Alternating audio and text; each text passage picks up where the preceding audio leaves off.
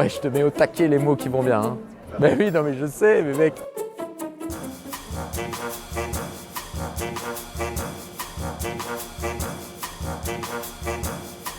C'est la première fois que je viens à la fête du court-métrage. Je trouve que c'est super sympa, très convivial. Et puis surtout, ça nous fait faire une petite balade dans Metz, puisqu'il y a plein d'endroits où il se passe des choses. Donc c'est toujours cool d'être au contact des gens. Et puis surtout, quand on vient d'ici, bah, personnellement, c'est gratifiant quoi, de pouvoir partager avec des gens du coin, alors qu'on est soi-même du coin. Enfin, il y a une sorte de cercle vertueux qui se met en place. Donc je suis très content. Moi, je me sens super bien d'être là. Je trouve que les gens sont super sympas. On rencontre plein de personnes de différents milieux.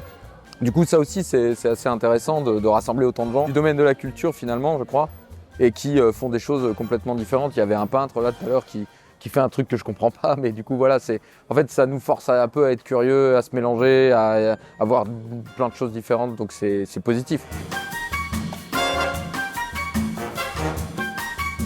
Je présente Casdep, qui est un court-métrage de 2 minutes 40, donc vraiment très très court-métrage que j'ai fait l'année dernière. Et juste après, je présente un work in progress, c'est-à-dire un travail qui n'est pas vraiment finalisé, mais assez quand même pour être diffusé, qui est Nexus 6, la partie fictionnelle de l'épisode 7.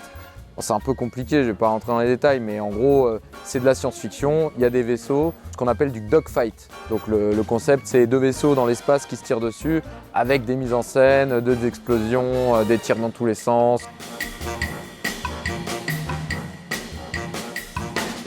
Déjà, voir un projet comme Casdep, qui vraiment à l'origine est destiné à Internet, c'est toujours assez fou de le voir sur grand écran.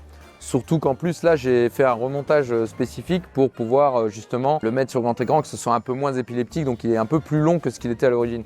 Donc c'est cool de le voir comme ça. Et moi, surtout, ce que je retiens, c'est tous les films qui sont passés avant moi, qui sont forcément des productions beaucoup plus exigeantes, beaucoup plus grosses.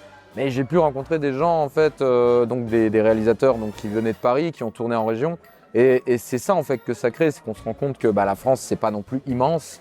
Et même s'il y a une centrification parisienne de talents et de projets, moi, ça m'a permis là, de passer une soirée incroyable avec des gens voilà, qui produisent des choses, qui sont un peu partout. Ça te donne envie d'aller plus loin, de se défoncer pour faire des choses encore plus grandes et encore mieux. Et voilà, c'est ces moments-là en fait d'un peu d'intimité où on se retrouve dans une salle de cinéma, on rencontre d'autres réalisateurs. C'est ce que permet la fête du court-métrage, quoi. Donc c'est super cool d'avoir ce genre d'événement et je convie tout le monde qui a envie de créer des films et faire des trucs à participer à la fête du court-métrage, quoi.